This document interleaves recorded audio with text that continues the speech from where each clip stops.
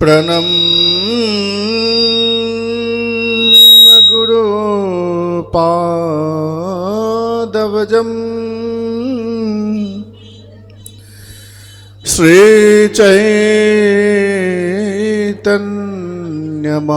श्रीचैतन्यमहाप्रभुम्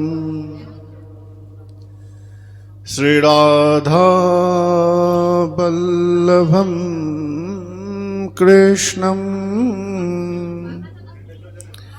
श्रीभागवतम् उपास्महे। अज्ञानतिमिरान्धस्य ज्ञानाञ्जनशलाकया चक्षुरुन्मीलितं येन तस्मै श्री गुरवे नमः। नित्यानंद नमस्तुभ्यं प्रेमानंद प्रदायिने कलिकल्मषनाशाय श्रीजान्नवापतये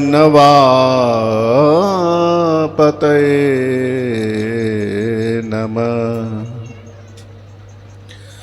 अनर्पितचरिं चिरात् करुणयावतीर्णकलो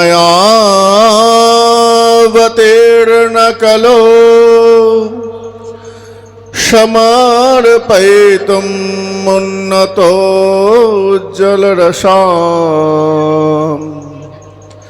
सभक्ति श्रियम् श्रीवंशाकल्पतरुभ्यश्च कृपा सिन्धुर्वैव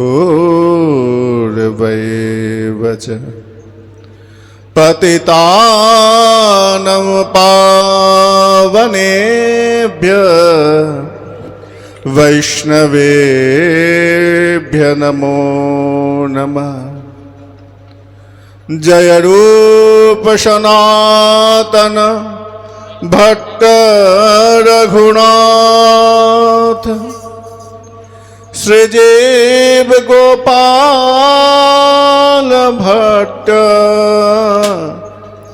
दास रघुनाथ। এই ছয় গোসাইয়ের করি চরণ বন্দন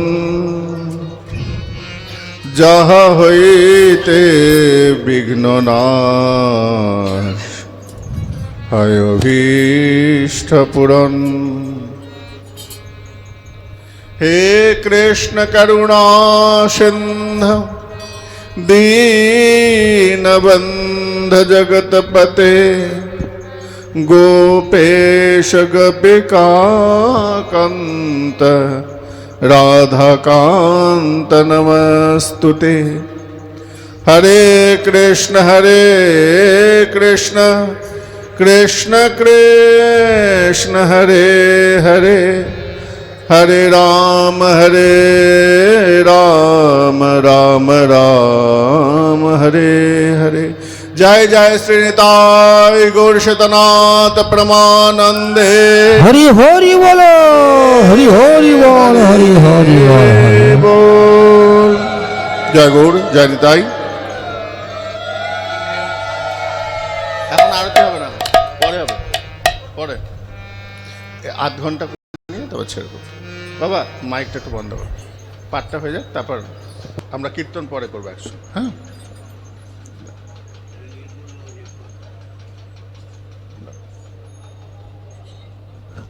মালাটা পরে দাও, আরতি পরে করবো, পাঠের পরে করবো।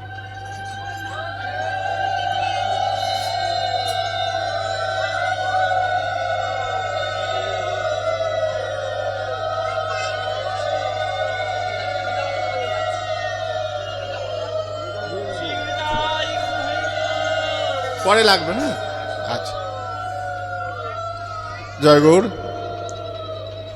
আমরা কিছুক্ষণ আগে কি নাম জানো,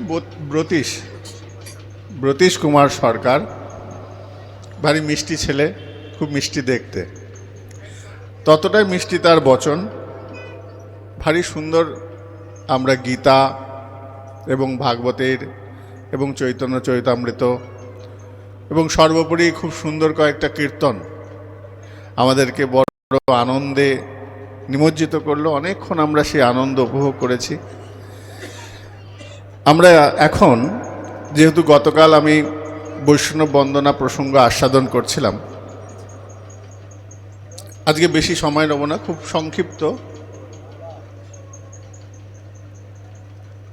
সংক্ষিপ্ত আমরা বৈষ্ণব বন্দনা আস্বাদন করব।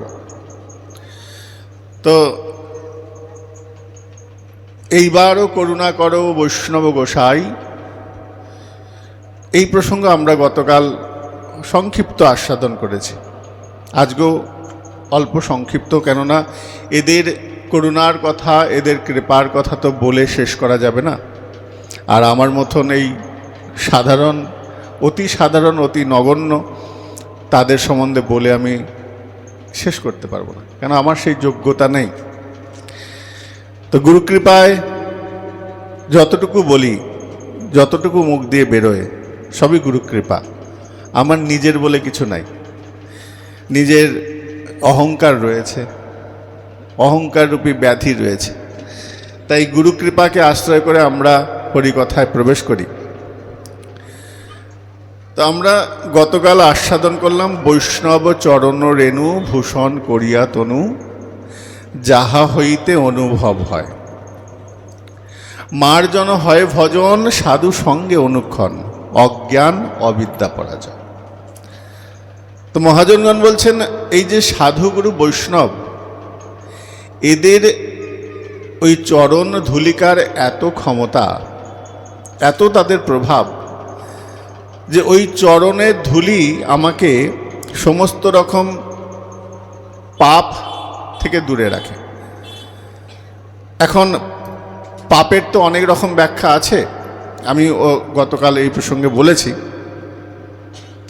কিন্তু বৈষ্ণব জগতে যারা সাধক, তাদের জন্য এই বৈষ্ণব চরণধূলিটা কতটা একটা ঔষধির মতন কৃপা করে বা ঔষধের মতন ক্রিয়া করে, সেটা আমরা গৌড়ীয় বৈষ্ণব জীবনীতে অনেক প্রসঙ্গ আমরা পাই। আমরা যখন ছয় গোস্বামীর কীর্তন করছি, জয় রূপ সনাতন ভট্ট রঘুনাথ, শ্রীজীব গোপাল ভট্ট দাস রঘুনাথ, এই ছয় গোসাঁয়ের করি চরণবন্দন, যাহা হইতে বিঘ্ন নাশ হয় অভীষ্ট পূরণ। এখানে যে বিঘ্ন নাশ এবং যে অভীষ্টের কথা বলা হচ্ছে, এটা কিন্তু সাধকের জন্য নয়, এই সাধারণ মানুষের জন্য নয়। যারা দেহভোগের জন্য বা দেহটাই সর্বসুখের বিধান, এই মনস্কামনায় যারা রয়েছেন, তাদের জন্য এই সংকল্পটা ক্রিয়া করবে না। এটা কাদের জন্য? যারা সাধক, সাধন পথে প্রবেশ করেছেন, তাদের জন্য এই কথাগুলো বলা হচ্ছে। আমরা যত নরোত্তম দাস ঠাকুরের পদ বলি বা প্রেমানন্দ ঠাকুরের পদ, লোচন দাসের পদ, এগুলো সমস্ত পদ সাধকের চিত্তকে আরও উন্নত করার প্রয়াস। তাই যাহা হইতে বিঘ্ন নাশ অভীষ্ট পূরণ। আমাদের অভীষ্ট অর্থপ্রাপ্তি নয়, আমাদের অভীষ্ট অর্থ, মান, প্রতিষ্ঠা, টাকা পয়সা, যশ, এগুলো সাধকের প্রতিষ্ঠা নয় বা আসক্তি নয়। তাহলে অভীষ্ট কি? অভীষ্ট হচ্ছে সেই গোবিন্দ চরণ প্রাপ্তি, গৌর চরণ প্রাপ্তি। এই প্রাপ্তির মাঝে যে বাধা সৃষ্টি হয়, যে বিঘ্ন, যাহা হইতে বিঘ্ন নাশ, এই বিঘ্নটা কীরকম? ভজনের বাধক বা সাধনের বাধক যে তৈরি হয়। আমাকে কেউ বাধা দিতে পারে না। আমার বাধক আমার মন, আমার বাধক আমার চিত্ত। আমার বাধক এই ইন্দ্রিয় সকল, এদেরকে বন্ধনের ক্ষমতা আমাদের নাই। এদেরকে নিয়ন্ত্রণ করার জন্য আমরা ষড়গোস্বামী স্মরণ করি। জয় রূপ সনাতন ভট্ট রঘুনাথ, শ্রীজীব গোপাল ভট্ট দাস রঘুনাথ, এই 6 গোসাঁয়ের করি চরণ বন্দন। যাহা হইতে বিঘ্ন নাশ। এই বিঘ্নটা কেমন? বিঘ্নটা আমাদের মনকে এখনো নিয়ন্ত্রণ করতে পারি নাই। তাই এই 6 গোস্বামীকে আমরা বারংবার প্রণাম জানাই। হে প্রভুগণ, আপনারা কৃপা করে আমার চিত্ত, মন, বিবেক, হৃদয় এদেরকে সংযত করুন। আপনারা প্রতিনিয়ত আমার সঙ্গে থেকে আমার ভেতরে থাকা এই মালিন্যগুলোকে দূর করুন। আমি পেরে উঠছি না এদের সঙ্গে। আপনি কৃপাপূর্বক এই বিঘ্ন নাশ করুন। বিঘ্ন নাশ মানে ভগবান ভজনের বা সাধকের সাধন পথের যে বাধা, সেই বাধাকে তারা ধ্বংস করবে। যাহা হইতে বিঘ্ন নাশ। ওই যে গতকাল বললাম, যাহা কাহারও নিকটে গেলে পাপ দূরে যায়, এমনও দয়ালু প্রভু কেবা কোথা পায়। তো বৈষ্ণব স্মরণ করার মুহূর্তের মধ্যে আমার মধ্যে থাকা যে পাপরাশি আছে, সেই পাপরাশি নষ্ট হয়ে যায়। এবং তাদের ক্রিয়াটা কিভাবে করে না, ওই যে মার্জন হয় ভজন, সাধু সঙ্গে অনুক্ষণ। সঙ্গ মানে কাছে বসে থাকাটা সঙ্গ নয়। সঙ্গ মানে গায়ে গা ঘেঁষি বসাটাও সঙ্গ নয়। সঙ্গ মানে তার বাক্য, তার কথাকে মনে প্রাণে ধারণ করার নাম সঙ্গ। বর্তমানে তোমরা প্রত্যেকেই ইউটিউব মোবাইলে দেখো, প্রেমানন্দ মহারাজ বৃন্দাবনের এক জায়গায় থাকেন, সেখানে বসে তিনি তার কথামৃত প্রকাশ করেন। আর পৃথিবীর কোনায় কোনায় মানুষ তার হরিকথা শোনেন এবং সেটাও সঙ্গপ্রাপ্ত হচ্ছে। বর্ষানায় আমাদের প্রিয় বিনোদ বিহারী দাস বাবাজি মহারাজ, তিনি তার ভাগবতী কথা, তার মনের হৃদয়ের যে আকুলতা ব্যাকুলতার কথা প্রকাশ করেন। কত কত সাধারণ মানুষের মধ্যে সেটা হৃদয়ে গেঁথে যায়।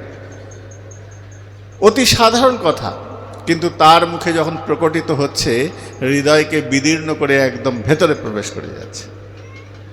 সাধুর শক্তি আছে, সাধুর বলা, তার করনি আর বলনি, মানে যে কাজটা করে সেই কাজটাই তিনি বলে, তাই শক্তিটা সঞ্চার হয়। আমি মুখে যেটা বলি কাজে সেটা করি না, তাই তার মধ্যে শক্তি প্রভাব ক্রিয়া করবে না। কিন্তু সাধকরা যেটা বলেন সেটা করেন। এই অনুভবটা আমাদের হৃদয়কে, কেন তিনি যে কথাটা বলছেন তিনি নিজে পালন করছেন, নিজে আচরণ করছেন, এবং যে আচরণটা তিনি উপদেশ করছেন সেটা সরাসরি আমাদের হৃদয়ে গিয়ে আঘাত করছে। কেন আঘাত করছে না, তার প্রতিটা কথা, শব্দ এবং প্রয়োগ দুটো সমান। আমরা যেটা মুখে বলি সেটা কাজে করি না। কিন্তু তাদের কথা এবং তাদের আচরণ, মহাপ্রভু আপনি আচরিত ধর্ম জীবরে শেখায়। মহাপ্রভু তো ভগবান হয়ে আসতে পারতেন, কিন্তু ভক্ত ভাবকে আশ্রয় করে তিনি জগৎকে আচরণ শেখাচ্ছেন। আচরণ শেখাচ্ছেন, দেখো এইভাবে ভজন করতে হয়। বলেন এই কাজটা তো অন্য কাউকে দিয়ে হতে বলে না, আমা বিনা অন্য নারে। মহাপ্রভু বলছেন আমি ছাড়া এই প্রেম কেউ দিতে পারবে না। তাই সাক্ষাৎ মহাপ্রভু ভক্ত বেশকে আশ্রয় করে এসেছেন। গতকাল আমরা শুনলাম গোবিন্দ বলছেন যে আমি কিভাবে ভক্তিকে পাবো। তো রঘুগণ বলছেন যতক্ষণ না তুমি ভক্তের আনুগত্যে আস্বাদন করছো, ভক্তের চরণধূলি মাথায় অভিষিক্ত করছো, ততক্ষণ পর্যন্ত তোমার হৃদয়ে ভক্তির বাস হবে না এবং তুমি ভক্তরূপে প্রকটিত হবে না। ভক্তরূপে প্রকটিত হবে না, তোমাকে চরণধূলি নিতে হবে। বৈষ্ণব চরণ রেণু ভূষণ করিয়া তনু যাহা হইতে অনুভব হয়। এই অনুভব আসে, আমাদের কোনো অনুভব নাই, না ভজন আছে না সাধন আছে। তো ভজন নাই, সাধন নাই, অনুভবও নাই। খুব ডিস্টার্ব হচ্ছে। ভজনও নাই, সাধনও নাই। আমরা অতি সাধারণ মানুষ, আমাদের ভজন সাধন নাই, অভাব আছে। তো কোনো এক ব্যক্তি একজন সাধুর কাছে গেছেন, সাধুর কাছে গিয়ে বলছেন, সাধু বাবা, আমরা ভজন সাধন করে কি হবে? আমরা যে এত ভজন আপনি সব জায়গায় বলে বেড়াচ্ছেন, ভজন করো, সাধন করো, হ্যাঁ, সব মহাত্মারা বলেন অনেক বেশি করে নাম করো, অনেক বেশি করে নাম করো। তা কি হবে নাম করে? সাধন ভজন করে আমার কি হবে? সাধু তখন বলছেন, বেশ, তোমাকে একটা কাজ করতে বলবো, করতে পারবে? বলে, হ্যাঁ বলুন, কি কাজ করতে হবে? বলে, ওখান থেকে একটা থানিট নিয়ে এসো, নিয়ে এসে আমার মাথায় মারো। এই মহারাজ কি বলছেন? কেন? না, ওই থানিটটা যদি আপনার মাথায় মারি, আপনার মাথা ফেটে রক্ত বেরোবে। আচ্ছা আচ্ছা, ওই ওজনের মাপে যদি একটা তুলোকে ওইভাবে ইটের মতন করে যদি মাথায় মারি, বলছে আপনার রক্ত বেরোবে না, লাগবেও না, কিন্তু আঘাত করলেও আপনার সেই অনুভবটা হবে না। সাধু মহারাজ হেসে বলছেন, এইটাই তোমার উত্তর। এই সংসারী জীব যারা রয়েছে, তারা সাধন ভজন কিছু তো করে না, তাদের কাছে যে আঘাতটা লাগে ইটের আঘাতের মতো। ইটে যখন আঘাত লাগে তখন মাথাটা ফেটে রক্ত বেরে, কিন্তু ওই ওজনের সাধকেরও ওই একই আঘাত লাগে, কিন্তু তার কাছে সেটা তুলোর মতন হয়ে যায়। কোনো জাদুবিদ্যা, কোনো অলৌকিক কিছু না, শুধু মনের বৃত্তিটাকে পরিবর্তন করে দেওয়া, আর কিচ্ছু না। আমরা জ্বালাটাকে জ্বালা মনে করি, আর তারা জ্বালাটাকে জ্বালা মনেই করে না। আমাদের কাছে ওই যে জ্বালাগুলো আসছে, আদি দৈবিক, আদি ভৌতিক, আধ্যাত্মিক, 3 প্রকার যে জ্বালা, ত্রিতাপ জ্বালা। ত্রিতাপ জ্বালা কি তাহলে সাধু বৈষ্ণবদের নাই? হ্যাঁ, আমার সর্দি কাশি জ্বর অম্বল হয়, তা সাধু বৈষ্ণবদের হয় না? আমাদের মেদিনীপুরে একটা ছেলে আছে, আমার খুব শরীর খারাপ হয়েছিল, তা আমাকে বলছে, হাই, আপনাদেরও শরীর খারাপ হয়? কেন হবে না, কেন? আমার, না, আপনারা তো গোসাই মানুষ, ভজন সাধন করেন, আপনাদের এসব রোগ ব্যাধি হবে? দেখ বাবা, রক্ত মাংস পুঁজ দিয়ে শরীর, কাম ক্রোধ লোভ মোহ সব শরীরে বাসা বেঁধে রয়েছে। তোরও যেমন রক্তের রং লাল, আমারও রক্তের রং লাল, তো এই বিক্রিয়াগুলো তো সবার মধ্যে হবে। তো সাধু এবং সাংসারিক মানুষ, তাদের মধ্যে পার্থক্য কি? সূক্ষ্ম পার্থক্য, শুধু মনের বৃত্তি। মনের বৃত্তিটা তাদের পরিবর্তন, তাদের সব কিছু সমর্পণ করে দিয়েছে। আমি সমর্পণ করতে পারিনি, তাই আমার জ্বালা হচ্ছে, যন্ত্রণা। যে যন্ত্রণাগুলো আমি সমর্পণ করতে পারি নাই। আমি বৃন্দাবনে বহুদিন আগেকার ঘটনা, মুরারিমোহনে পঙ্গত হচ্ছে, সব সাধুরা পরপর পরপর লাইন দিয়ে বসেছে। এক সাধু বসেছে, তার পায়ের তলাটা একদম ফেটে পুঁজ বেরোচ্ছে, রক্ত বেরোচ্ছে, ব্যান্ডেজ বাঁধা রয়েছে।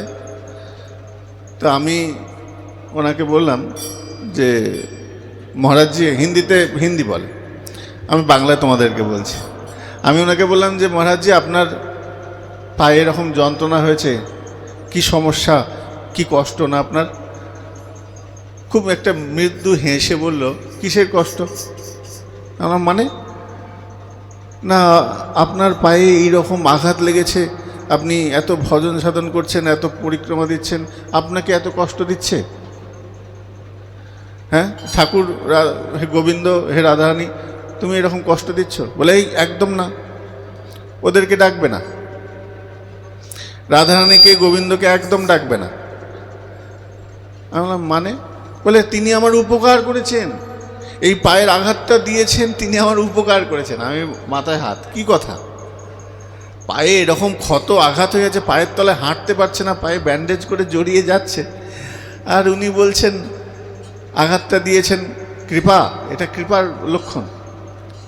আমি বললাম আমি ঠিক বুঝতে পারলাম না, আপনি স্পষ্ট করে বলুন।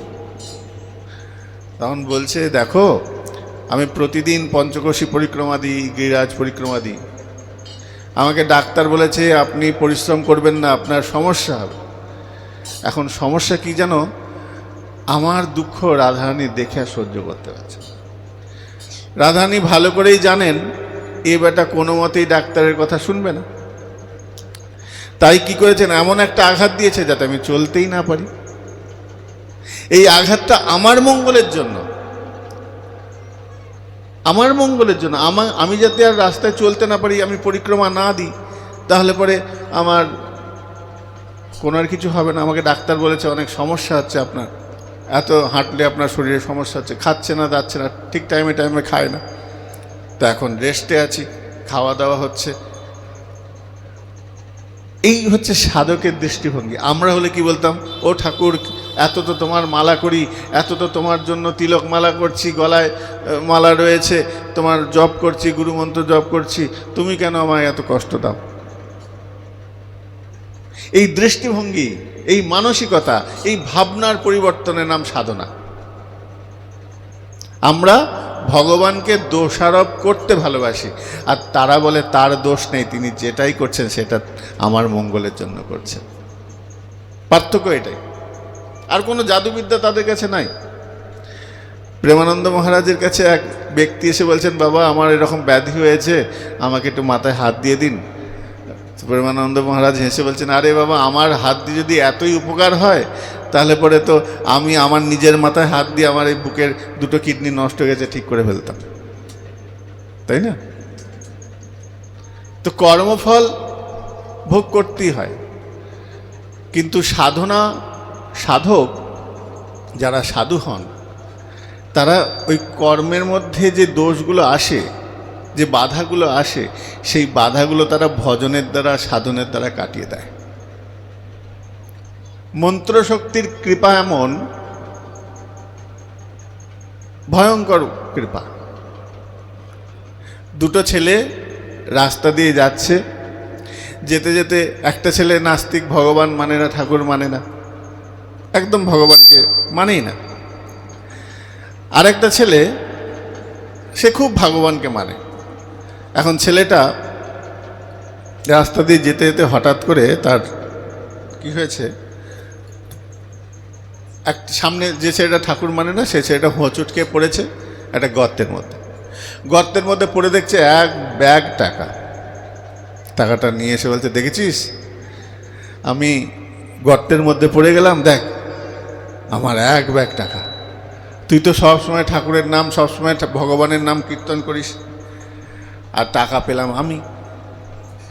কিছু দূর যাওয়ার পর যে ছেলেটা ভক্ত, ভগবানের নাম সবসময় করে, সেই ছেলেটার পায়ে এত বড় একটা কাটা ফুট। তখন তো ওই ছেলেটা, নাস্তিক ছেলেটা, তো আরও আনন্দে উৎফুল্ল হয়ে, দেখেছিস আমি ভগবানের নাম করি না, কিছুই করি না, আমি টাকা পেলাম, আর তুই সবসময় ভগবানের নাম করে চলছিস, আর তোর পায়ে কাটা ফুটল। ছেলেটা খুব দুঃখ পেল। ছেলেটার দুঃখ পেয়ে গুরুদেবের কাছে গেছেন। গুরুদেব, কীরকম বিচার, এ কেমন ভাবনা, কেমন ভগবানের রীতিনীতি আমার মাথায় ঢুকছে? কেন?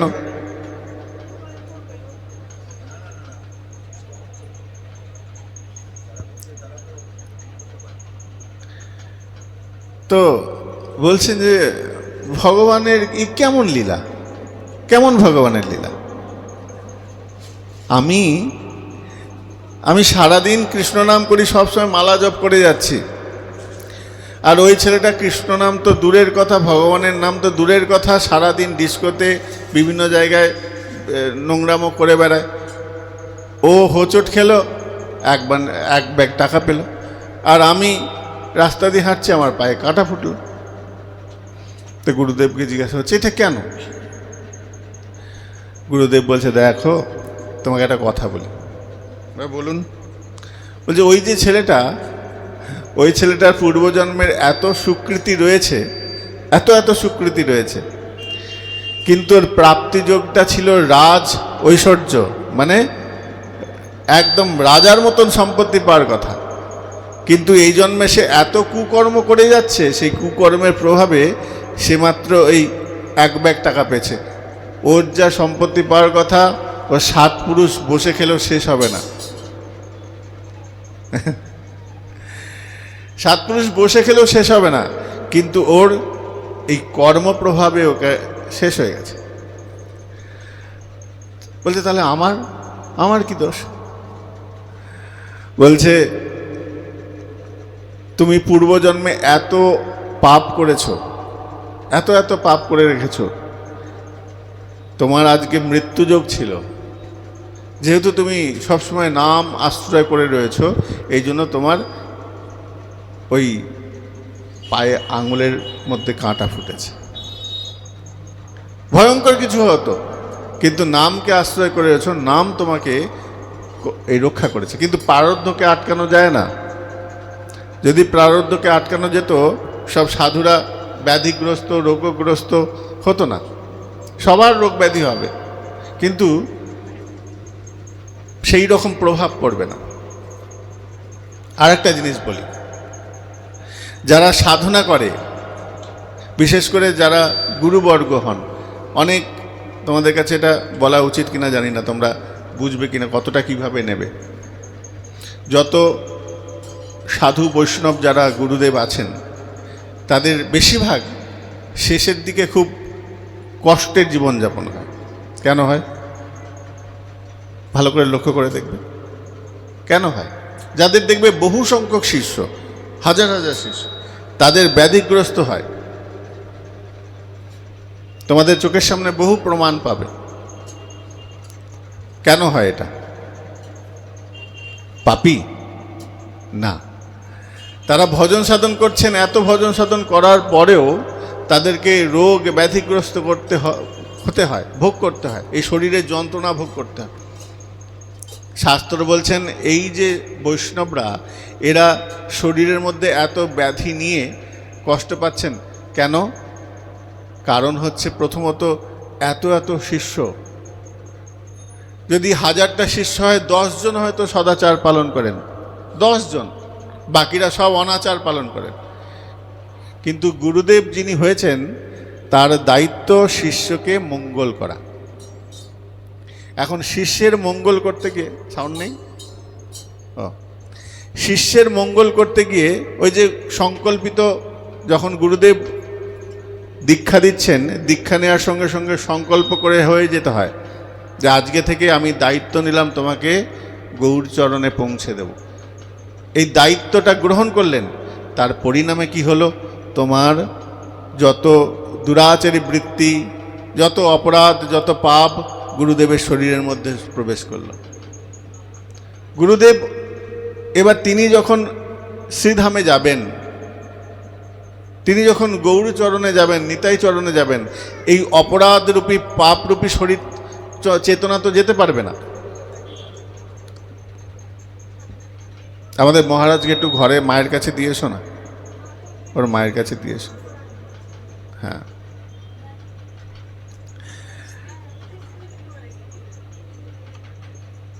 বিষয়টা খুব জটিল বিষয়, তো একটু বলতে চিন্তা করতে হয়, একটু আমি ক্ষমা চেয়ে নিচ্ছি সবার কাছে, আমার উচিত না এরকম বলা। হ্যাঁ, তো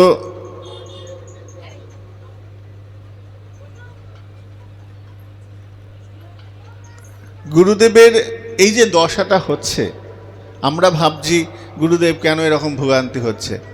দেখো, যখন নিতাই চরণে, গৌর চরণে তিনি যাবেন, তিনি তার শরীর থেকে সমস্ত অঘ সরিয়ে নিয়ে নিষ্পাপ করে নিয়ে যাবেন। তাই এই শরীরেই তাকে ভোগিয়ে, তার যন্ত্রণা, জ্বালা যন্ত্রণা এই শরীরে ভোগান্তি করিয়ে দিয়ে তারপর তিনি সেই গোবিন্দ চরণে, গৌর চরণে, পাদ পদ্মে যাচ্ছেন। এখানকার সব হিসাব নিকাশ মিটিয়ে, কেন তার কাছে যখন যাবেন তখন একদম সুন্দর পুষ্পের মতন প্রসাদী ফুল যেমন গোবিন্দচরণে দিতে হয়, মালিন্য রহিত। আমরা যখন গোবিন্দচরণে গৌরচরণে যে পুষ্পটা অর্পণ করি, সেই পুষ্পটা কেমন হবে বলে তার মধ্যে ময়লা নোংরা থাকা চলবে না, শুদ্ধ পরিষ্কার করে নিয়ে তারপর গোবিন্দচরণে গৌরচরণে দেবে। তো গুরুদেবের হৃদয়ে কোমল পুষ্প গোবিন্দচরণে সমর্পিত হবেন। তাই মালিন্য এই আমরা যারা শিষ্যবর্গ রয়েছি তাদের অর্জিত পাপ গুরুদেবের মধ্যে প্রবেশ করছে। দক্ষিণার সঙ্গে সঙ্গে মনে করো না দক্ষিণা দিয়ে গুরুদেবকে বড় উপকার করছো, দক্ষিণার সঙ্গে সঙ্গে তোমার পাপ প্রবেশ করছে। মন্দির চালাতে গেলে এগুলো প্রয়োজনও হয়, অনেক ভক্ত রাখতে গেলে তাদের সেবার জন্য রাখতে হয়, কিন্তু তার সঙ্গে সঙ্গে আমাদের বৃত্তি তমগুণ রজগুণ সত্যগুণ এই গুণ প্রবেশ করছে, কাম ক্রোধ লোভ মোহ সব অর্থের মধ্যে দিয়ে যাচ্ছে। গুরুদেবকে সব শরীরে ধারণ করতে হয়। শ্রীমন মহাপ্রভু যখন গঙ্গার তটে জগাই মাথাইকে বলছেন, এই জগাই এই মাধাই আজ থেকে তোরা কৃষ্ণ ভক্ত হয়ে যা। জগাই মাধাই বলছে, প্রভু আমাদের যা পাপের শরীর, কৃষ্ণ মন্ত্র উচ্চারণ হবে না আমাদের মুখ দিয়ে, আমাদের জিহ্বা দিয়ে কৃষ্ণ মন্ত্র উচ্চারিত হচ্ছে না। কেন? পাপ কৃষ্ণ মন্ত্র বা অপরাধ কৃষ্ণ ভজনের বাধক, আমার মুখ দিয়ে উচ্চারণ হবে না।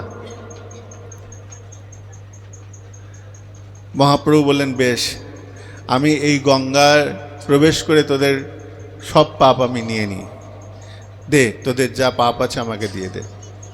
সংকল্পিত করে জল নিয়ে মহাপ্রভুর হাতে দিলেন, সমর্পণ করলেন মহাপ্রভুকে। যেই মুহূর্তে ওই জলটা দেয়া হলো, মহাপ্রভুর ওই গৌরবর্ণ কালো বর্ণ হয়ে গেল। হ্যাঁ, মুহূর্তের মধ্যে। পাপের রং হচ্ছে কালো, ওই কালো রংটা ভেতরে প্রবেশ করে গেল।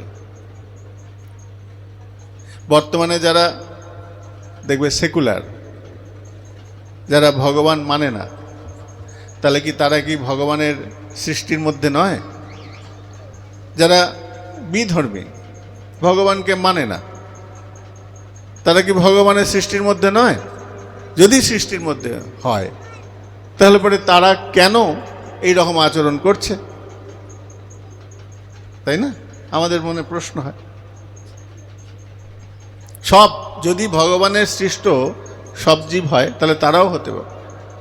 সমস্যা কোথায়? না তাদের মধ্যে অপরাধ সঞ্চয় রয়েছে। অপরাধ এই অনুভব আনতে দেয় না। কোন অনুভব? কৃষ্ণ ভজনের উদ্গ্রীবতা, এই অনুভব দেয় না, এই অনুভব থেকে দূরে রাখে। এবং এটা কতদিন?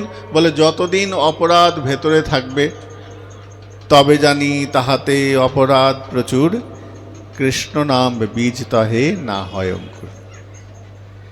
তো যতদিন তাদের মধ্যে এই অপরাধ থাকবে, জন্ম জন্মান্তরে তাদের মধ্যে এই দশা থাকবে। তাদের কি এটা নিজের স্বেচ্ছায় করছে?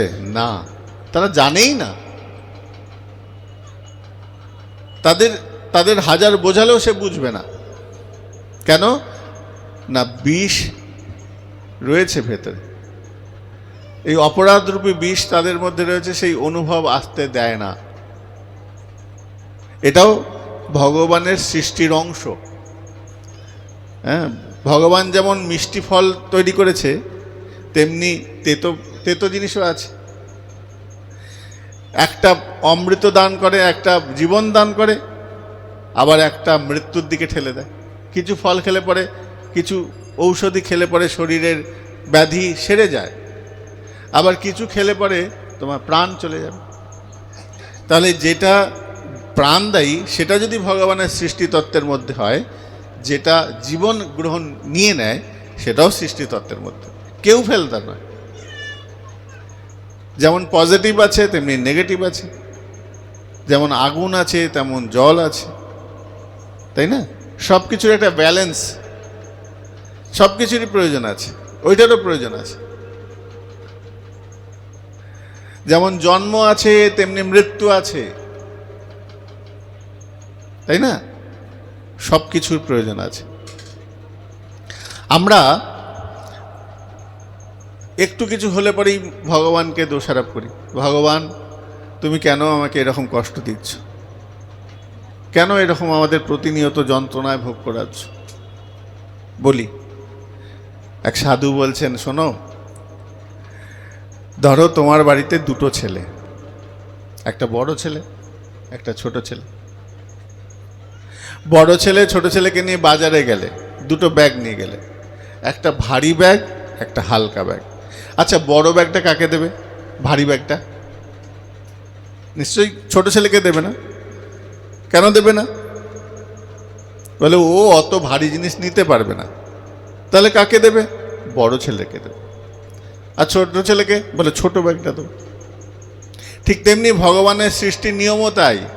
যার মধ্যে সহ্য শক্তি বেশি, যে মানুষ বেশি সহ্য, তার মধ্যে বেশি কষ্ট দেয়া হয়। আর কষ্ট দেয়া হয় এই জন্য, দেখো হাতুড়িকে ওই ছুরিকে আঘাত করে করে করে করে করে তবে সে ধারালো অস্ত্র তৈরি হয়। তোমাকে যত বেশি কষ্ট দেয়া হবে, তুমি তত জীবন লড়াইয়ে তত শক্তিশালী হতে পারবে। যে ছেলে দেখবে বাড়িতে খুব আদরে মানুষ, যে ছেলে খুব আদর আপ্যায়নে মানুষ, তাদের সমৃদ্ধি বেশি হয় না। পৃথিবীতে দেখে নাও, কত কত উদাহরণ আছে, কত কত উদাহরণ আছে। অমিতাভ বচ্চন প্রত্যেকেই চেনো, কিন্তু তার ছেলে কজন চেনো? তাই না? এইরকম অনেক বড় বড় ব্যক্তিত্ব রয়েছেন, কিন্তু তারা জীবনে যে কঠোর পরিশ্রম করে বড় হয়েছে। মিঠুন চক্রবর্তী কত কঠোর পরিশ্রম করে বড় হয়েছে, কিন্তু তার ছেলেরা সেই সুবিধা পাচ্ছে, সেই সুযোগ পাচ্ছে। কেন পাচ্ছে না? তার কাছে কিসের অভাব? না অর্থের, না পড়াশোনার, না কোনো রকম যে অ্যাক্টিং শিখতে পারবে, বাবা দিতে পারবে না টাকা, এরকম সমস্যা নেই। কিন্তু সে যখন লড়াইটা করেছিল তখন এইসব কোনো সুবিধা ছিল না। তাহলে কি দাঁড়ালো?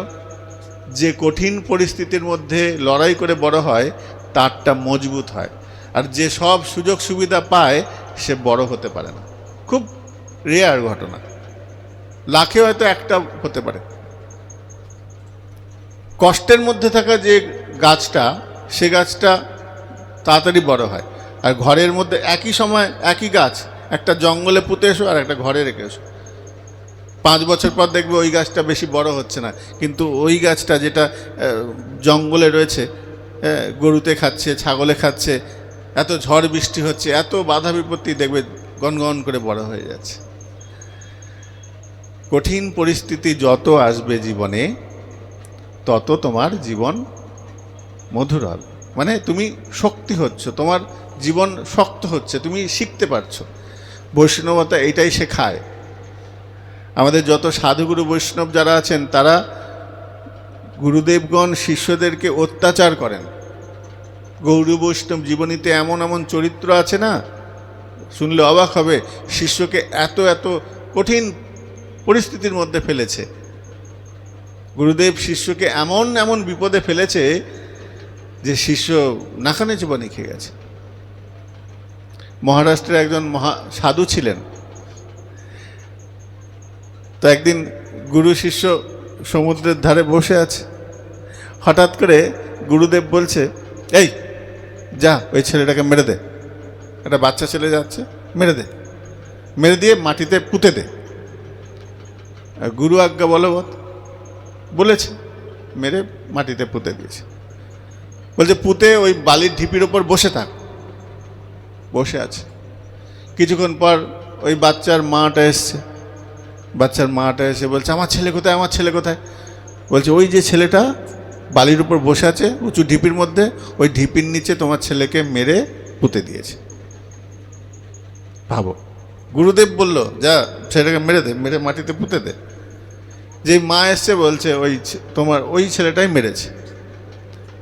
মা করেছে কি, উন্মাদের মতন, পাগলের মতন ওই ছেলেটাকে সরিয়ে দিয়ে মাটি খুঁড়ে দেখছে, না ছেলেটা। পাড়ার লোক এসে খুব মারছে। মারতে মারতে মারতে মারতে ছেলেটা প্রায় আধমরা হয়ে গেছে, শিষ্য আধমরা হয়ে গেছে। গুরুদেব তখন এসে বলছে, এই থামো থামো থামো। দিয়ে বলল, বাবা আমার ছেলে মারা গেছে। বলে, তোমার ছেলেকে আমি বাঁচিয়ে দিচ্ছি। তো গুরুদেব ছেলেটাকে বাঁচিয়ে দিলে, মা চলে গেল। আধমরা ছেলেটা আবার গুরুদেবকে বলছে, গুরুদেব আপনি আমাকে দিয়ে এই রকম পাপ কাজ কেন করালেন?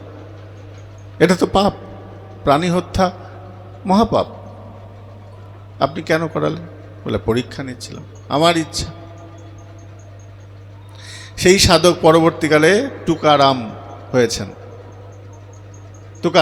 তুকারামজি মহারাষ্ট্রের খুব বড় একজন সাধু মহাত্মা। তো গৌড়ীয় বৈষ্ণব জীবনীতে যে শিষ্য শাসন পায় নাই, সে শিষ্য জীবনে কোনোদিন বড় হতে পারে নাই। বিনোদ বিহারী দাস বাবাজি মহারাজ, মুরারি দাস বাবাজি মহারাজ, এনারা শাসন পান নাই গুরুদেবের কাছ থেকে। প্রচণ্ড শাসন, ভয়ঙ্কর শাসন। একটা ভিডিও আছে, আমি করেছিলাম। বিনোদ কাকু বলছে রাত্রির 2টোর সময় উঠে বলছে, বিনোদ জল খাবো, জল নিয়ে এসছে। আবার আধ ঘন্টা পর, বিনোদ বাথরুমে যাব। কেন? বলছে, আমি ঘুমাতে দেব না। গুরুদেব আমাকে ঘুমাতে দেবে না, নিজেও ঘুমান না আর শিষ্যকেও ঘুমাতে দেন না। যেমন গুরু তেমনি চালা। আজকে তিনি অকপটে স্বীকারও করেন যে গুরুদেবের ওই শাসন ছিল বলে আজকে আমি এত দূর আসতে পেরেছি। তো যে গুরুদেবের শাসন না মানতে পারে, সে জীবনে কখনোই সেই উচ্চতায় পৌঁছাতে পারে না। যে ছাত্র গুরুদেবের শিক্ষকের শাসন মানে না, তার অধ্যয়নটা বৃথা হয়ে যায়। শাসন জীবনে প্রয়োজন আছে। তো মার্জন হয় ভজন, সাধু সঙ্গে অনুক্ষণ, অজ্ঞান অবিদ্যা পরাচার। তো সাধু সঙ্গের একটু কৃপা, সাধুর সঙ্গের একটু প্রভাব জীবনের এক আমূল পরিবর্তন এনে দিতে পারে। একটা সামান্য কথা, সাধুর একটা ছোট্ট কথা পরিবর্তন এনে দিতে পারে। বৈষ্ণব চরণ রেণু ভূষণ করিয়া তনু, যাহা হইতে অনুভব হয়, মার্জন হয় ভজন, সাধু সঙ্গে অনুক্ষণ। এখন আমরা এই সাধু সঙ্গ করলে আমাদের কি হবে? মার্জন হয় ভজন। যত যত সাধু সঙ্গ করবে, সাধু তোমার চিত্তকে মার্জন করবে, পরিষ্কার করবে। কিভাবে মার্জন করবে? বলে, তার শাসনের দ্বারা, তার তর্জন ভৎসন, এইগুলো তুমি শিক্ষা নেবে। এগুলো যদি অবজ্ঞা করো বা এগুলো থেকে যদি মনের মধ্যে কোনো মনে করে নাও যে দূর, উনি আমাকে এরকম করে বলছেন, দূর, ওনার কাছে যাব না, তোমার আর জীবনে আর কোনো দিন উন্নতি হওয়ার পথ রুদ্ধ হয়ে গেল। কেন? ওই শাসনটাই শিক্ষা। শাসন মানে, শাসন কে করে? বাইরের লোক শাসন করে না, আপনজনেরাই শাসন করে। দেখবে কোনো একটা ছেলে পাশের বাড়ি একটা বাড়িতে খারাপ কাজ করেছে, সেই বাড়ির লোকটা এসে যখন ছেলেটাকে লাঠি দিয়ে মারতে আসবে বা বকতে আসবে, তখন বাবা এসে ছেলেকে দুমদাম মারতে আরম্ভ করে। কেন মারছে? যদি সত্যিকারের সে বাবা হয়। কেন মারছে? না, অন্য লোকে আমার ছেলেকে মারার আগে আমি আমার ছেলেকে শাসন করব। আমি এমনভাবে ছেলেকে তৈরি করব যাতে কারোর সাহস না হয় আমার ছেলের দিকে চোখ তুলে তাকাতে পারে। এটা বাবা অথবা মায়ের, এটা তার অন্তরের একটা ভালোবাসা। সে খারাপ চাইছে না, সে চাইছে আমার ছেলে, আমার সন্তান, আমার কন্যা হোক বা আমার পুত্র হোক, আমার সন্তানদের যেন কেউ চোখ তুলে না থাকতে পারে, এমন শিক্ষা দেব, তাতে যদি আমার নিজেকে মারতে হয় মারবে। অন্যের কটূক্তিকতা, আমার ছেলেকে অন্য কেউ খারাপ কথা বলবে, এটা আমার কান সহ্য করতে পারে না, তার থেকে আমি শাসন করব। আর যে বাবা মা শাসন করে না, তাকে অন্য লোকের কথা শুনতে হয়। শাসন প্রয়োজন আছে, এটাই মার্জন। মার্জন হয় ভজন সাধু সঙ্গে অনুক্ষণ, সেটা সাংসারিক জগতে হোক আর ভজন পথেই হোক। মার্জনটা হচ্ছে শিক্ষা, প্রতি পদে পদে শিক্ষা। সাধু সঙ্গের প্রত্যেকটা কথা, প্রত্যেকটা অনুভূতি আমার হৃদয়কে প্রবেশ করবে, আমার হৃদয়কে মার্জিত করবে। মার্জিত মানে পরিষ্কার। আমার হৃদয় মালিন্য, ভেতরে প্রচুর ময়লা জমে রয়েছে। ময়লাটা কিভাবে পরিষ্কার করব? বলে প্রতিদিন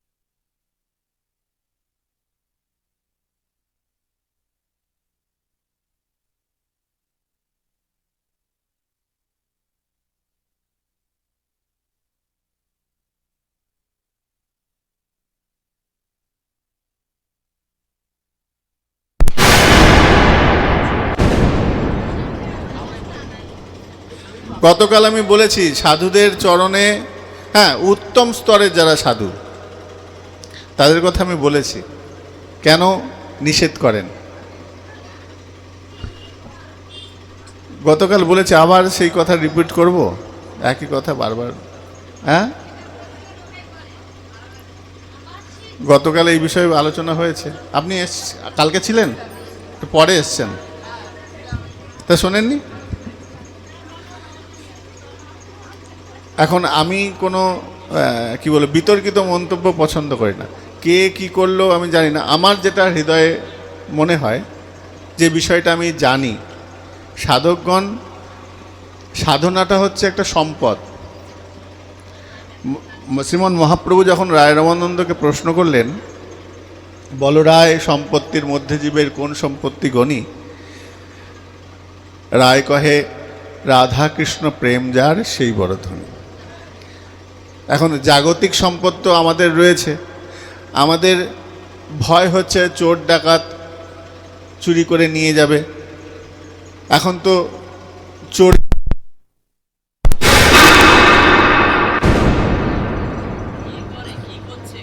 জয় গুরু, এখন চোরের টেকনিকও আগে যেমন বাড়িতে ডাকাত এসে ঘর বাড়ি ভেঙে চুরি করে নেয়, এটাও একটা চোর। এখন ডিজিটাল চোর বেরিয়েছে। এখন তো টাকার কেউ ব্যাংকে রাখে কিন্তু ঘরে রাখে না, মোবাইলেই সব টাকা। একটা ভুল নাম্বার, একটা ভুল মেসেজ ক্লিক করলে তোমার সব টাকা চলে গেল। একটা সাধারণ একটা মেসেজ এলো, তুমি মেসেজটা ক্লিক করলে তোমার দেখলে হঠাৎ করে তোমার ব্যাংকের অ্যাকাউন্টে টাকা শেষ।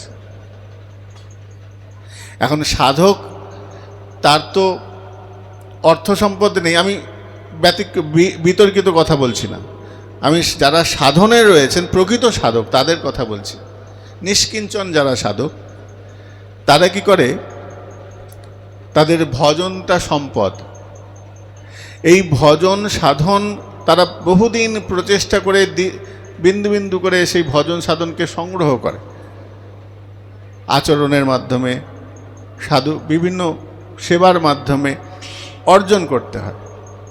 আমরা যেমন পরিশ্রম করে টাকা রোজগার করি, হ্যাঁ পরিশ্রম করি, মানসিকভাবে হোক শারীরিকভাবে হোক অর্জন করি, সেই টাকাটা একটা জায়গায় জমা রাখি যে ভবিষ্যৎ কিছু একটা আমার হবে বা শেষ জীবনে আমার একটা বাহক তৈরি হবে। তেমনি সাধক ভজন করে সেই সঞ্চিত সম্পদটাকে জমায়। কোন সম্পদ? রাধা কৃষ্ণ প্রেম যার সেই বড় ধন, সেই ধন জমায়। এখন সমস্যা হচ্ছে ওই যে ডিজিটাল এখন চোর বেরিয়েছে, শুধু জাস্ট একটা মেসেজ দিল, তুমি মেসেজটা টাচ করলে ব্যাস টাকা সব চলে গেল। কারণ প্রণামের একটা গুণ আছে, প্রণাম করলে, প্রণাম যদি শুদ্ধ চিত্তে কাউকে প্রণাম করা হয় বিশ্বাস ভরে, তাহলে পরে কি হবে? সাধকের এই সম্পদ চুরি হয়, তিনটে ভাবে চুরি হয়। প্রণাম করলে, আর আশীর্বাদ করলে চুরি মানে এটা ক্ষয় হয়, আর অভিশাপ দিলে। তোমার বাড়িতে টাকা আছে, তুমি টাকাটা কিভাবে খরচ করবে সেটা তোমার ব্যাপার। দান করতে পারো, চুরি করে নিয়ে যেতে পারে, তাই না? তেমনি সাধক যখন সম্পদটা জমায় তখন সে আগলে রাখতে চায়। কোন প্রেম? রাধা কৃষ্ণ প্রেম যার সেই বড় ধনী। সেই ধনকে, ধনী কাকে বলে? যার সম্পত্তি আছে, যার সম্পদ আছে তাকে ধনী বলে। তাহলে ধনী ব্যক্তির তার ইচ্ছা, সে সারা জীবন কষ্টের অর্জিত সম্পদ সে তো হেলায় দিতে পারে না, কেন? এতদিন সে পরিশ্রম করেছে। এখন সাধক সারা জীবন পরিশ্রম করে ভজন করবে, আর তুমি একটা প্রণাম করবে, আর সেই প্রণামটা স্পর্শের মাধ্যমে নিয়ে নিলে। শাস্ত্রের নিয়ম আছে, প্রণামের একটা স্বতন্ত্র ক্ষমতা আছে। একটি নমস্কারে প্রভু একটি নমস্কার। একটা প্রণাম সমস্ত অর্জিত সম্পদ সব না নিলেও কিছুটা চলে যেতে পারে। যতটুকু প্রয়োজন তার কৃপা সাপেক্ষ সেটা চলে যাবে, এবং সেটা তোমার আটকানোর কোনো সামর্থ্য নাই। শাস্ত্রে বলছেন যখন তুমি প্রণাম করবে, তোমার না চাইতো তোমার ভেতর থেকে পজিটিভ এনার্জি তার মধ্যে প্রবেশ করে যাবে। এই পজিটিভ এনার্জিটার নাম হচ্ছে কৃপা। কৃপা চাইতে হয় না, কৃপা চাইতে হয় না, আমাকে কৃপা করুন, আমাকে কৃপা করুন। সাধকের কাছে এটা বলার প্রয়োজন নাই। তুমি প্রণাম করে দিলে কৃপা অটোমেটিকলি চলে এলো। তার কোনো অবকাশ নেই, সে আটকাতেও পারবে না যে আমি কৃপাটাকে আটকে রাখবো, তার ক্ষমতা নাই। প্রণামের এমন ক্ষমতা। প্রণাম যদি ঠিক ঠিক মতন হয়, তোমার মধ্যে কৃপা সঞ্চারিত হবেই। তাই সাধক এই জন্য বেঁচে বেঁচে ভয়ে ভয়ে চলে, পা ছুতে দেয় না। তার তুমি ছোট জাত, তুমি শূদ্র, এইগুলোর সাধকের কারণে কোনো বিচার নাই।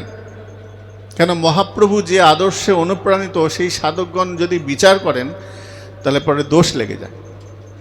তাহলে বলবে আমার হাতে খান না কেন? এটা বড় প্রশ্ন। আমি তো তিলক মালা করি, আমি তো গলায় মালা তুলসী পড়ি, তাহলে আমি শুদ্ধ, আমি বৈষ্ণব। এগুলো বলতে যতটা সহজ, ততটা কি আমরা আচরণ করি? যিনি ত্যাগ করেছেন, সম্যক রূপ ত্যাগাতিথি সন্ন্যাস, তিনি সব অভিমানকে ত্যাগ করেছে। তোমার অভিমান শূন্য? আগে বুঝতে হবে। তিলক ধারণ করেছ, গলায় তুলসীর মালাও ধারণ করেছ, কিন্তু ভেতরে যে তোমার কাম, ক্রোধ, লোভ, মোহ, মৎসর্য রয়েছে, সেগুলোকে কি ধ্বংস করতে পেরেছ? আগে বুঝতে হবে। কেননা আহারের মধ্যে দিয়ে, স্পর্শের মধ্যে দিয়ে এগুলো প্রবেশ করে। এটা সংক্রমণের মতন। এগুলো সাধারণ মানুষের মাথায় বুঝবে না, বুঝতে চায়ও না।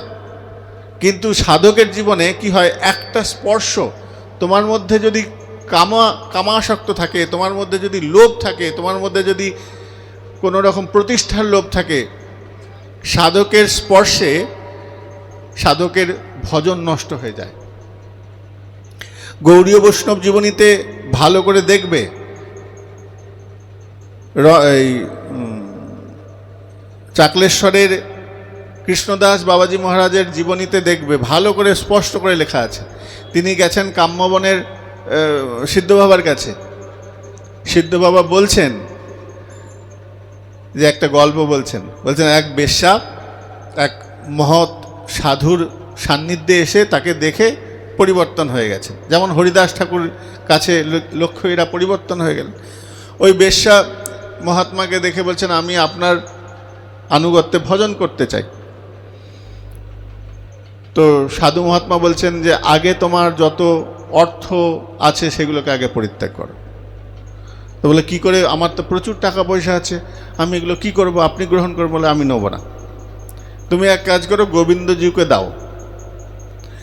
গোবিন্দজিকে দিতে গেছেন, মন্দিরের পুরোহিত বলছেন না তোমার টাকা নেব না, তোমার টাকায় অশুভ, ঠাকুরের সেবায় লাগবে না।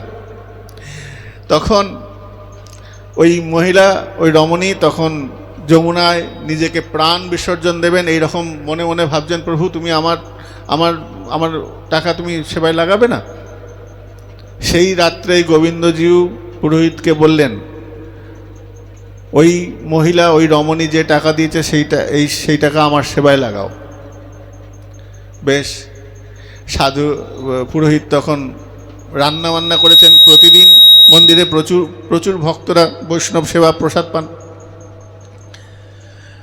রন্ধন হয়েছে খুব, পঞ্চব্যঞ্জন বহু 32 প্রকার রান্না হয়েছে, ভোগ লেগেছে গোবিন্দের ভোগ লাগার পর প্রসাদ বিতরণ হয়েছে। প্রসাদ পেয়েছেন, প্রসাদ পাওয়ার পর সব সাধুদা রাত্রেবেলা যখন নিদ্রায় গেছেন, নিদ্রায় যাওয়ার পর তাদের শারীরিক একটা সমস্যা হয়েছে। যেই শারীরিক সমস্যা হয়েছে, সবাই গিয়ে রাত্রিবেলা তখন কাঁদছেন, হে গোবিন্দ, এ তুমি কি করলে? আমরা তো সব ত্যাগ করে এসেছি, আমাদের মধ্যে আবার সেই পুনরায় কাম বাসনার লোলুপতা প্রবেশ করালে, আমরা তো এগুলো পরিত্যাগ করে এসেছি। আমরা তোমার হব বলে তো সব সংসার ধর্ম ত্যাগ করে এসেছি, সেই সংসারের বাসনা আমাদের মধ্যে আবার পুনরায় প্রবৃত্তি আনছো কেন প্রভু?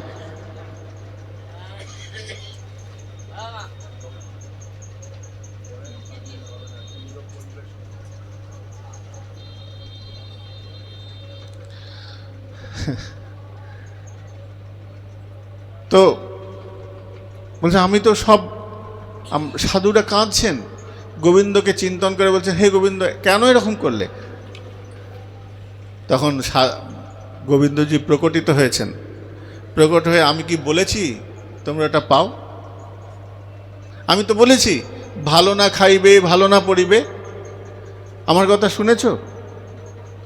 আমি তো বলেছি ভালো না খাইবে, ভালো না পড়িবে। তুমি ভালো খেয়েছো কেন, ভালো পড়েছো কেন? তোমাকে বলেছি? মহাপ্রভু বলেছেন ভালো না খাইবে, ভালো না পড়বে। তো গোবিন্দজি বলছেন, আমি তো আগে থেকেই নিষেধ করেছি, ভালো খাবে না, ভালো পড়বে না। বিষয়ীর অন্ন খাইলে হয় মলিন হয় মন। বিষয়ীর যদি অন্ন সে রান্না করে দেবে না, কিন্তু সে যদি তার অন্ন যদি সাধু খায়, তার ভজন নষ্ট হয়ে যায়।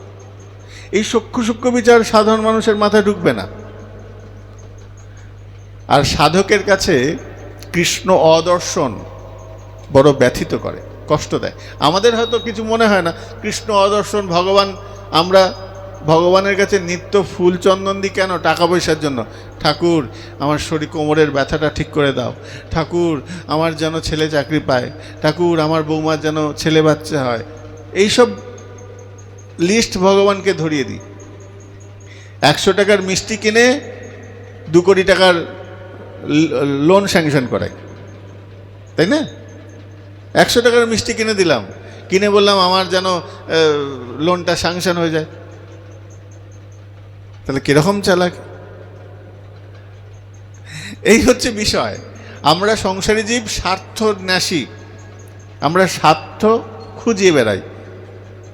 কোনোদিন কি বলেছি ভগবান তুমি কেমন আছো? আমরা তো মন্দিরে গিয়ে 10 বার মাথা ঠুকি, ঠাকুর আমায় খুশি রেখো, আমায় খুশি রেখো। আর একটা খুব কঠিন বাস্তব কথা বলি, যদি কোনো মানুষ ঠাকুরের কাছে মাথা ঠুকে ঠুকে বলে, ঠাকুর আমাকে যেভাবে কষ্ট দিয়েছে ও যেন সেভাবে কষ্ট পায়, সে মানুষ কোনোদিন কষ্ট পাবে না। কেন? তোমার মধ্যে মাৎসর্য দোষ আছে, ওগুলো গ্রান্টেড হয় না, শাস্ত্রের বিধান। হয়তো তার কোনো একটা অঘটন ঘটলো, তুমি আনন্দ পেলে যে আমার কথা ভগবান শুনেছে, না, সেটা তার কর্মফল সে ভোগ করছে। কিন্তু শাস্ত্র নিয়মে বলে ওগুলো কোনোদিন গ্র্যান্টেড হয় না। কেন, তুমি যে প্রারব্ধ পাচ্ছ সেটা তোমার কর্মফলেই ভোগ করছো। দেখবে অনেক জায়গায় স্বামী স্ত্রী ঝগড়া হয়, স্বামী স্ত্রীর অশান্তি হয়, প্রচুর হয়। কি কপাল এরকম স্বামী পেলাম, বউ বলে কি কপাল, আর স্বামী বলে আমার দুর্ভাগ্য, এরকম কপাল, আমার এরকম স্বামী পেয়েছি। একটা গল্প মনে পড়ে গেল। একদিন এক জ্যোতিষীর কাছে একটা ছেলে এসেছে, এসে বলছে যে আমি বিয়ে করব, একটা ভালো পাত্রীর সন্ধান করুন। তো এরকম কথা বলেছে, তখন বলছে হ্যাঁ ভালো, উপদেশ দিচ্ছে, আমি দেখবো, তোমার জন্য দেখবো, এরকম কথা বলছে। তো হঠাৎ করে ছেলেটার দেখছে তার বউ এসে খুব একদম যাচ্ছে তাই স্বামীটাকে গালাগালি দিল। ছেলেটা তখন ভাবছে, আরে আপনি হাত দেখে, জ্যোতিষী হাত দেখছেন আমার, যে এরকম দশা আপনার যে এরকম কপালে এরকম বউ জুটেছে আপনি জানেন? বলে হ্যাঁ জানি। বলে আপনি জানেন, তাহলে ওকে বিয়ে করেছেন? বলে এটা আমার প্রারব্ধ, আমাকে নিতেই হবে, ও যে করে হোক আমার ভাগ্যে আসতোই। বলে আমি ঠিক বুঝতে পারলাম না, আপনি কেন ভাগ্যটা পরিবর্তন করতে পারছেন না? তো জ্যোতিষী বলছে, দেখো, পূর্বজন্মে আমি ছিলাম একটা কাক, আর আমার বউ ছিল একটা গাধা। তো গাধার পিঠে একটা ঘা হয়েছে, সেই ঘাটা আমি টুকরে টুকরে খাচ্ছিলাম। খেতে খেতে এমন জায়গায় কামড় দিয়েছি, গাধা তখন ওই যন্ত্রণা চোটে চেঁচাতে লাফাচ্ছে। এখন আমার ঠোঁটটা করেছে কি, তার হাড়ের মধ্যে আটকে গেছে, আমিও ছাড়াতে পারছি না, সেও ছাড়াতে পারছে না। সে তখন বাঁচার জন্য নদীতে ঝাঁপ মেরেছে।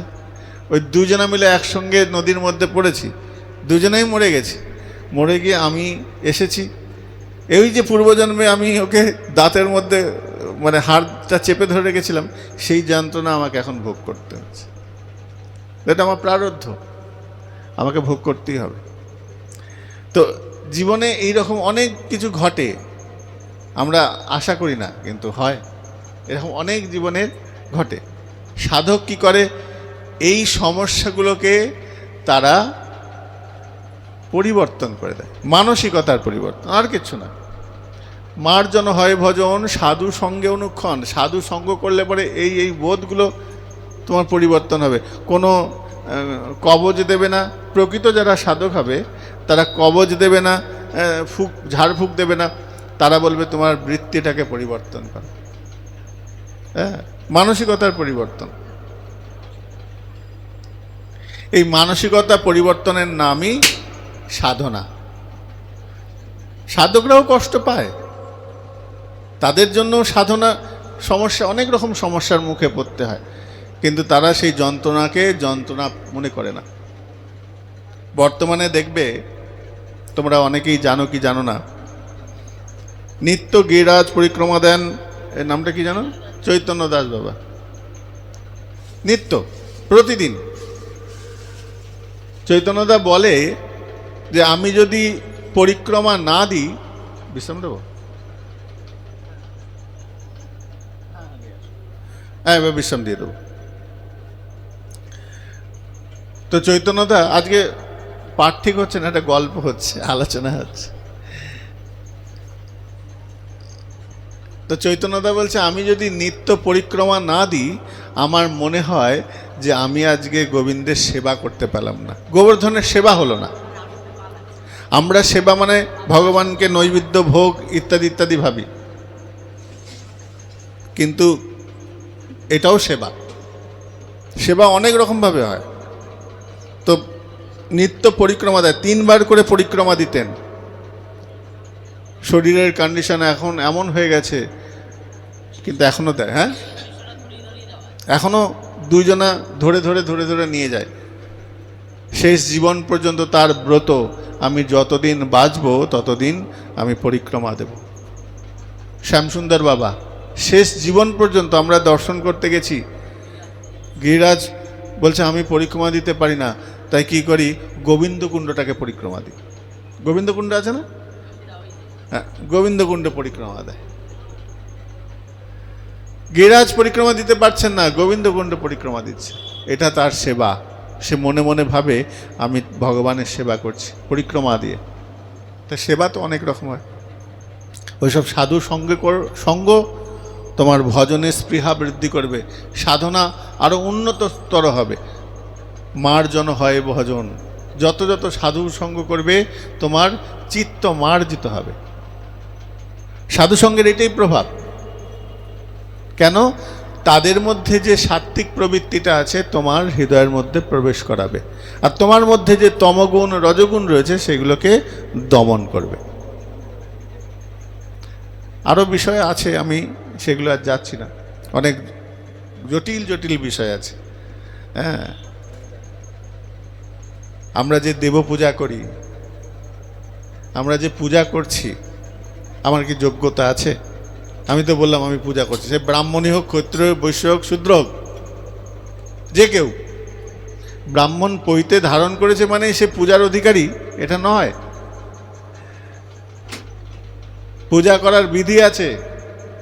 কি বিধি? দেব ভূত্বাম দেবম যজেত।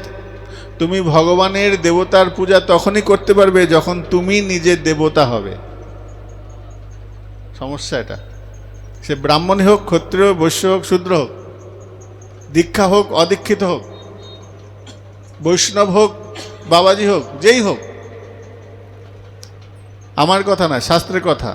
তুমি যখন দেব পূজা করবে, দেব ভূত্বাম দেবম যজেত, তুমি তখনই দেবতার পূজা করতে পারবে, ভগবানের পূজা করতে পারবে যখন তুমি নিজে দেবতা হবে। কেন? এই রক্ত মাংস শরীর, আমাদের মল মূত্র, চোখে পিচুটি, নাক দিয়ে সর্দি, এগুলো তো দেবত্বের লক্ষণ নয়, তাই না? তাহলে আমি যে পূজাটা করছি সেই পূজাটা কি সার্থক? পূজাটি গ্রহণযোগ্য? যতই বেদ অধ্যয়ন করো, যাই পড়ো, হবে না। তোমার পূজা গ্রাহ্য হবে না। তাহলে এত এত যে আমরা পূজা করি, ফুল তুলসী চন্দন দিয়ে ভগবানকে নিবেদন করছি, অর্চনাদি করছি, তাহলে এগুলো সব মিথ্যা? বলে হ্যাঁ মিথ্যা। কেন? তোমাকে সত্যগুণের প্রতীক হতে হবে। সত্যগুণ, রজগুণ, তমগুণ। এই সত্যগুণ সৃষ্টি হয় কিভাবে? সত্যগুণ থেকে দেবতা। সত্য এবং তমগুণ থেকে হয়, এই সত্যগুণ এবং রজগুণ থেকে হয় মানুষ। রজগুণ এবং তমগুণ থেকে হয় অসুর। আর শুধু তমগুণ থেকে তৈরি হয় কি? পশু। এই চারটে স্তরের তিনটে বিক্রিয়া, তিনটে তমগুণ, রজগুণ এবং সত্যগুণ, এই তিনটের মিশ্রণে এই প্রজাতি তৈরি হয়। এবার মন থেকে বলো তো, আমরা সবাই কি দেবতা হতে পেরেছি? দেবতা হতে গেলে শুধুমাত্র সত্যগুণ থাকতে হবে, বাকিগুলো দমন থাকবে। আমাদের শরীরে তিনটেই রয়েছে, সত্য, তম, রজ, তিনটেই রয়েছে। আচার বিচারের মাধ্যমে প্রকাশ পায়। আমি সত্যগুণের প্রতীক। একদিনে 24 ঘন্টার মধ্যে সত্য, তম, রজ আপ ডাউন করে, কখনো সাত্ত্বিক গুণ, কখনো তমগুণ, কখনো রজগুণ প্রকটিত হচ্ছে। কিন্তু সাধকের জীবনটা তৈরি করা হয় শুধু সত্যগুণ থাকবে, বাকিগুলো ডাউনে থাকবে, পার্সেন্টেজ কমে যাবে। বড় জটিল বিষয় এগুলো, এত কম সময় বলা যায় না। তাহলে তুমি যখন পূজা করছো, তোমার মধ্যে রজগুণ থাকলে পরে পূজা হবে না, তোমার মধ্যে তমগুণ থাকলে হবে না, তোমাকে সত্যগুণের গুণান্বিত হতে হবে। তাহলে আমি পূর্ণ নই, আর পূর্ণ ভগবানের সেবায় লাগবে না। তাহলে সমস্যা কি? এর সমাধান কি হবে? কি করবি? হ্যাঁ বল বল, উপায় কি? তাহলে আমরা পূজা করব না? অবশ্যই করব। এখানে শাস্ত্রে একটা ছোট্ট বিধান দিচ্ছে, যখন তুমি পূজায় বসবে, যখন তুমি অর্চনে বসবে, সর্বাগ্রে গুরু পূজা। গুরুদেবকে যদ্যপি আমার গুরু চৈতন্যের দাস তথাপি জানিও তিনি তাহার প্রকাশ। তাহলে তিনি দেবতত্ত্ব। কৃষ্ণম বন্দে জগৎগুরুম, আমরা যার বন্দনা করছি তিনি সাক্ষাৎ কৃষ্ণ। তিনি মন্ত্ররূপে বীজ মন্ত্র। গুরু তত্ত্বটা শুধু ব্যক্তি বিশেষ নয়, এক শরীর বিশেষ নয়। গুরু একটা মন্ত্র, গুরু একটা তত্ত্ব, যিনি ওই শরীরের মধ্যে বিদ্যমান, যিনি ওই শরীরের মধ্যে বিদ্যমান। আমি গুরু পূজা করছি, গুরুদেবের বীজটা তার মধ্যে রয়েছেন, মানে কৃষ্ণ রয়েছেন তার মধ্যে। মহিমায় গুরু কৃষ্ণ এক করি মানো। গুরুদেবের মধ্যে সেই মহিমা সত্যটা রয়েছে। আমি 3 দিন দিয়ে চটিমাঠে 3 দিন পাঠ করলাম গুরুতত্ত্ব, আমি বিশ্রাম দিতে পারি না, এখনো অসমাপ্ত রয়ে গেছে। গুরুতত্ত্ব বলে শেষ করা যাবে না। অনেক জানার বিষয় আছে গুরুতত্ত্বের, অনেক অনেক জানার বিষয় আছে, আমরা কিছুই জানি না। যেই বীজটা গুরুদেবের মধ্যে রয়েছে সেই বীজকে আমরা প্রণাম করি। শরীরটা শুধু মাধ্যম। যদি সেই শরীরের মধ্যে অহংকার এসে যায় এবং অনাচারী ব্যভিচারী করে, তাহলে সেই গুরুদেব ত্যায্য। হ্যাঁ, সাধু শাস্ত্র গুরু বাক্য চিত্তেতে করিয়া ঐক্য। গুরুদেবের মধ্যে সাধু শাস্ত্র এই এক সমান রেখায় থাকবে, সেই গুরুদেব মান্যতা পাবে, তখন চিত্তের ঐক্যতা বাড়বে। বেদান্ত বাক্যে এসে গুরু বাক্য, গুরুদেবের বাক্যটাই বেদান্ত বাক্যের মতন হতে হবে, তবে গিয়ে ক্রিয়া হবে। যদি গুরুদেব শাস্ত্র বহির্ভূত কথা বলেন, তাহলে সেই গুরুদেবের মান্যতা আসবে না। গুরুদেব যদি বলেন যে মাছ নিয়ে আয়, আমিও খাই, তুইও খা, ভগবানকে ভোগ লাগা, চলবে না, শাস্ত্র বহির্ভূত কথা। এগুলো অনেক বিচার আছে, আমি ওইদিকে যাচ্ছি না। তো গুরু পূজা করে নিতে হবে। গুরুদেব তিনি সর্বসামর্থ্য।